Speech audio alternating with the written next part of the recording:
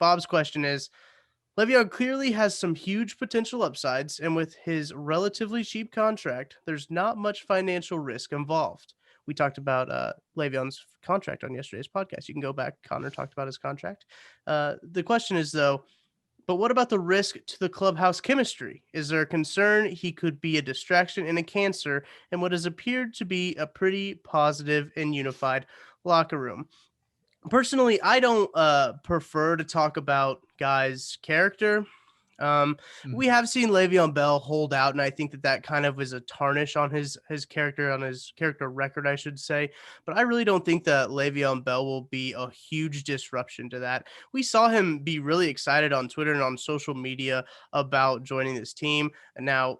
Obviously, him taking away snaps from Clyde Edwards-Helaire could naturally cause friction, just because he's another guy that they have to feed. But it seems like Le'Veon's coming here to win. He's coming here to reclaim himself and really get himself back on the right track. So I don't necessarily anticipate there to be a problem, even if you think that there is a big risk in that. Yeah, I mean, Chris Jones is his friend, and he's in Hmm. the locker room, and Right. they have a bunch of good locker room guys on the Chiefs, and Tyrann Mathieu, Frank Clark, Chris Jones.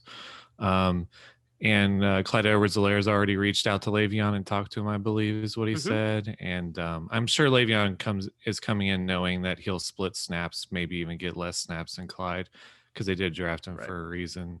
Mhm. He seems mainly about winning, and I don't really get the concerns about Le'Veon's character, honestly. Like, he's not in the same group as Antonio Brown.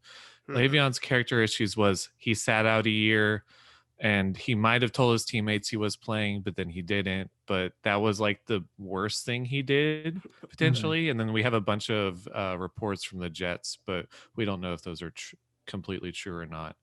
And of course, it's Adam Gase. Who wouldn't have friction with Adam Gase? Hmm. Hmm. So I'm not really concerned about his character at all. And you know what, the best cure for a bad character is winning, and I think the Chiefs are going to do a lot of winning. So Yeah. I think that's also doubles down on that and makes it pretty easy for Bell to fit into the locker room. Yeah, and to piggyback off what Connor said, I'm gonna knock on wood here. I'm sure people can hear that on the podcast. I I think the Chiefs locker room might be unbreakable.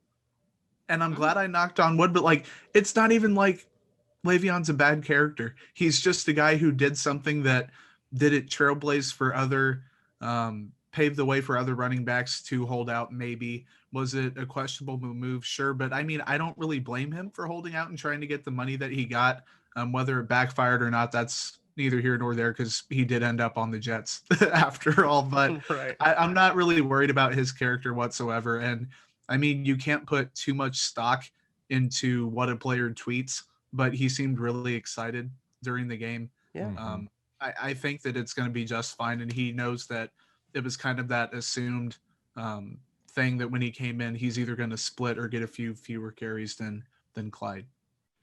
Totally agree. And I think that those are all good points. I don't think his holdout was that bad. I mean, yeah, No. he sat out a whole season, but dude's just trying to get his money, and I'm never gonna knock a guy for trying to get paid. He Uh, got 30 million from the Jets for sitting out. So he did. I mean, he really his holdout worked. I mean, as much as people don't want to like talk about it, his holdout did work.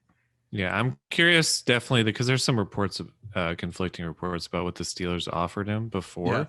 Hmm. Yep. I'm curious what the actual offers were. We'll probably never know, but Right. he's still got 30 million from the Jets, and he might get another contract next year. So I think he definitely didn't lose out in the end. Yeah, he's pretty well off no matter what. Yeah.